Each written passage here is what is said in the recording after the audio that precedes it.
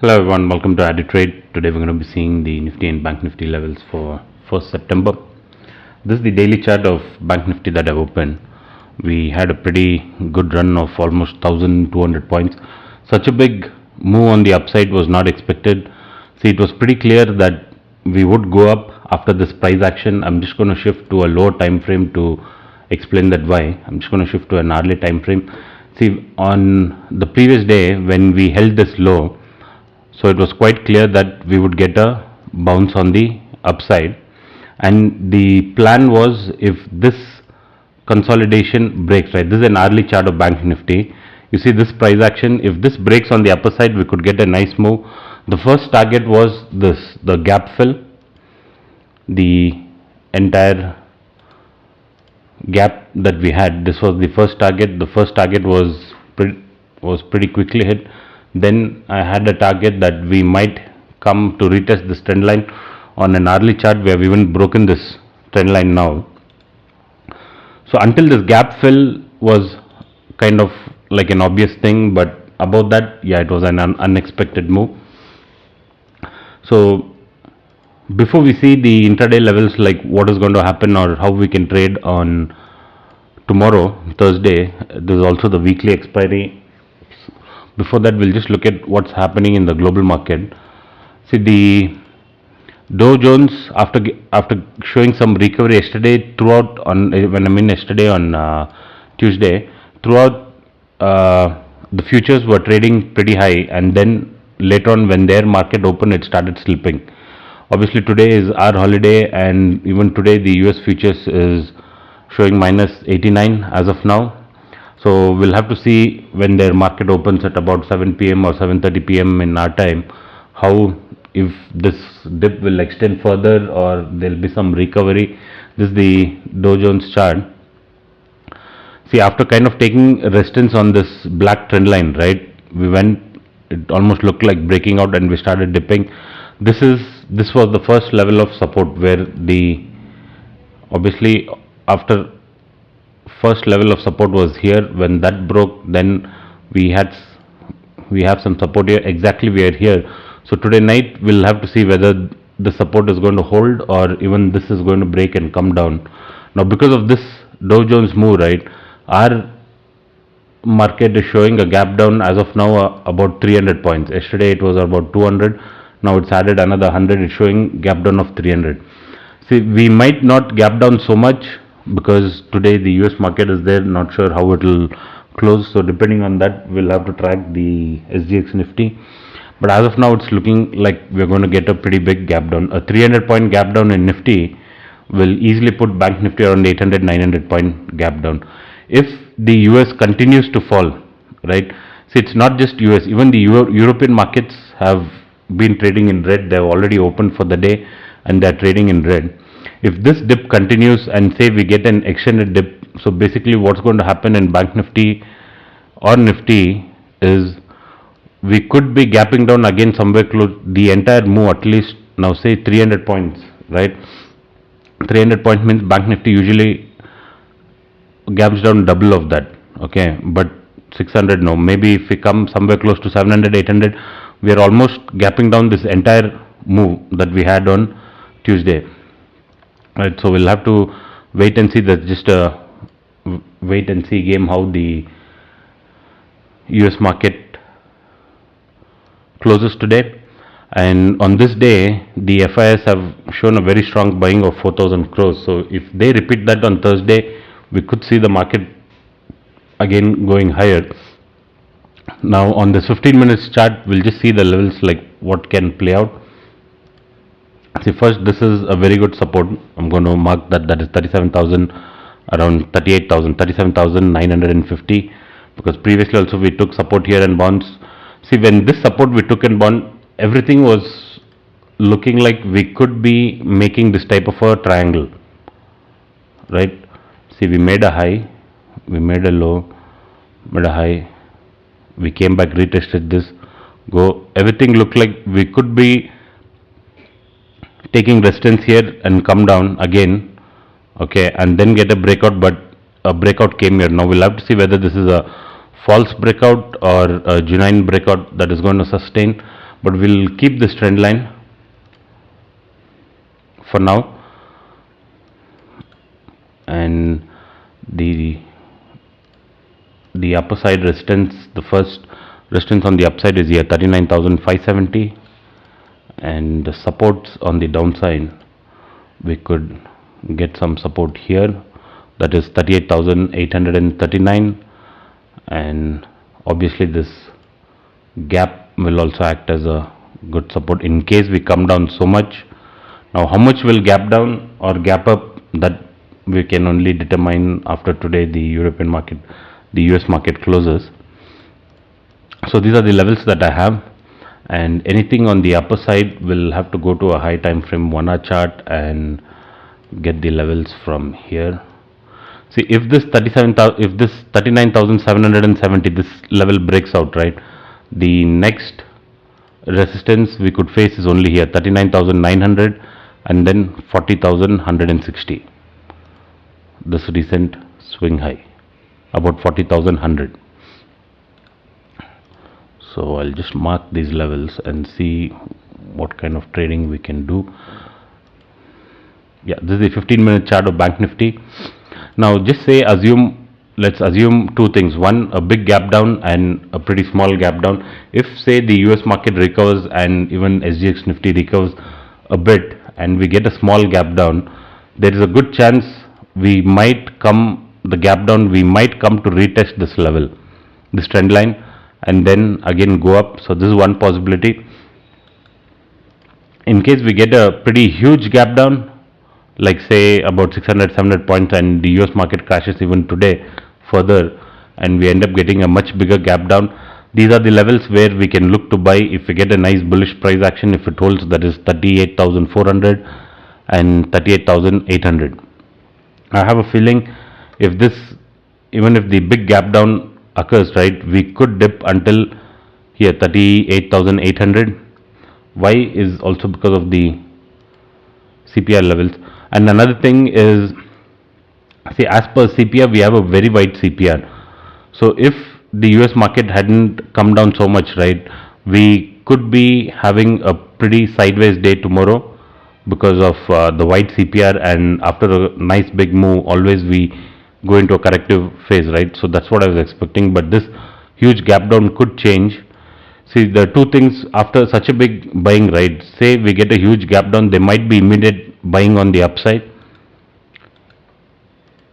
That is one scenario, and the other scenario is if a gap down and further sell down, because a lot of people would have carried long positions here, apart from the FIIs, even the retail people, and all of them will have to exit in one shot, right? Now imagine somebody at 315 carried the 39,500 call and he gets a 800 point gap down. Basically his option premium will become zero. It will be probably 10-15, right?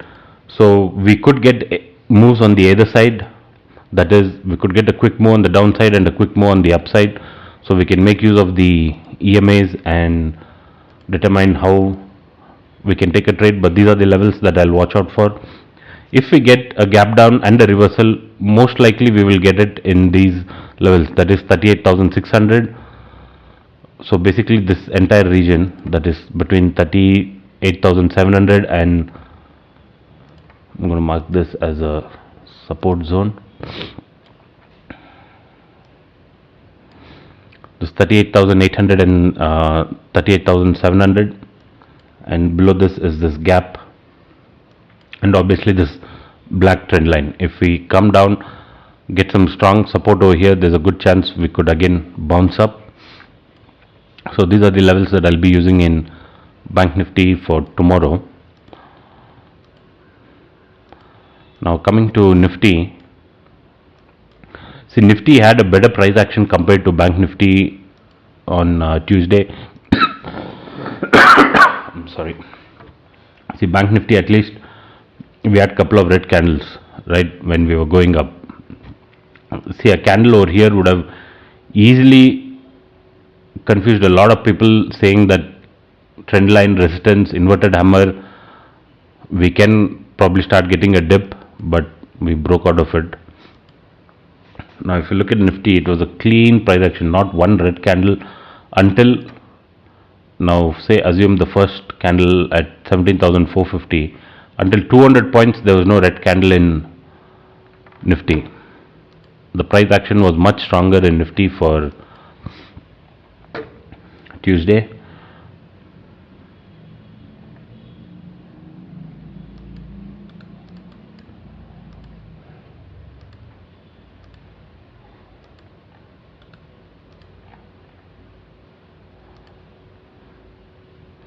See, these are the levels that we can watch out for Nifty on tomorrow, and obviously this gap. See, in case we get this huge gap down, right, 300 400 points, and now say 300 points is again putting us back where we started on Tuesday, right? 300 points. As of now it is showing 318.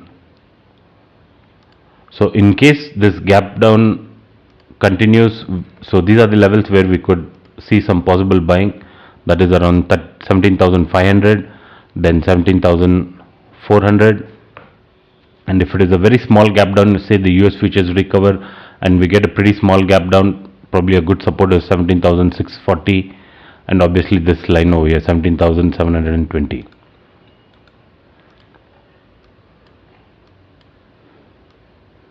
See, whenever you do a positional trade in options, right, either selling or buying, always you should go with an hedge position. Otherwise, things like this, a day like this can really wipe off the capital that is invested. Now, just assume for Nifty, somebody carried 17,700 call. See, the market, the US futures might completely recover today, and we might even get a gap up, but we are not in a position to tell that as of now, right? But now say if somebody had carried 17,700 call without a put as a hedge. See, now in buying, how we can carry hedge is, now say you buy 2 lots on the upside, probably 1 lot we can carry a put just in case we get this type of a gap down. Now 300 point gap down will make this premium go to 10 rupees or 20 rupees, whatever, as low as possible. So this is one such example if we get this big gap down. But the way the FIs are buying, right, if the FIs probably stick to the buying mode even tomorrow, there's a good chance whatever dip comes, it will just get quickly bought into. Getting a gap down and further breakdown, I'm not kind of expecting that to happen. Now say assume in Banknifty, say we get a huge gap down to this region 38,700, we'll definitely have to wait and see if there's a bullish price action to enter or not. But a further breakdown on the downside, not expecting the way this FIS have bought on Tuesday. Now just looking at the CPR levels for Banknifty, we have a pretty wide CPR indicating a sideways day, so we'll have to be pretty careful on that, watch out for that. If the Banknifty, so the best thing to do, right, the best thing that I'm going to do is on Thursday, if we get a huge gap down, depending on a price action, wherever we gap down, right, we can even gap down here or here, I'll look to buy the dip, obviously depending on price action, something like this. See, you get a gap up, get a strong signal, and keep the opening level itself as the stop loss and buy. See if you can get that quick pull. If not, if that is not tradable, a lot of times this opening moves will just not be tradable, right? Now see, assume on this day we got a gap down, we got this pull, so if we can try and capture even the small pull in the opening, like say 15-20 minutes or 30 minutes, it is good, right? So if I can capture that, I'll do that. Otherwise I'm just going to have to sit out for pretty long time. We'll wait to see if some kind of a structure forms, and then if that breaks out, probably I'll try to re-enter again later at 12:30, 1:30. That is the plan. And see, on this day, if somebody had watched my 1-minute scalping video on YouTube, how we can use the 20 and the 50 EMA to enter, we got some beautiful entries. though in a lot of trades we exited early, but see, I'm not a guy who confidently trades above R3 of daily CPR. See, if I enter somewhere close to the CPR or R1, I can stay in the trade until R3. After that, the market can go up, right? The market can break any level and go. Not necessary it has to follow R3 and stop there. But when it does, it's just my confidence. I don't have so much of confidence to stay in the trade. I'll try to take quick exits. So this scalping really helped us a lot. Now, for example, see, this was one entry I got when we took support of the 20 MA and pierced the, sorry, took support of the 50 MA. The blue is 50 MA. We took support of the 50 MA, and when we went up, right, I kind of took this trade. See, my first target was here, but we had this R2 of CPR, so waited until this R2, and when the price action came below 20 MA, I exited. And after that I got a couple of more good trades, that is, then waited for the R2 to break, right, then we started trading higher. And when I checked this was one good trade where we entered after this. The details are explained in the video, but I'm just showing few entries. Like once this broke, this was a very short trade, we exited, didn't wait for the price to go until the, sorry, this was R3. Since we were above R3, we took a quick exit. Then see, throughout, if somebody had to trail stop loss, right, now say somebody entered here and had to trail, throughout there was a pretty convincing, like the price never started trading below 20 MA, right, we stayed above. And see how this parallel channel works between the 20 and the 50 MA. The next best trade that we got is around 2 o'clock over here. When this dip came, a lot of people would have thought we are going to dip further, but when this price action came, right, when this pierced the 20 MA on the upside, we took this trade, and this was the last trade. See, over here in the live market, when this red candle comes, your target is hit. We were able to capture from this point about 180 170 points. So obviously we had a thought of just squaring off and stopping for the day, because we got pretty good entries.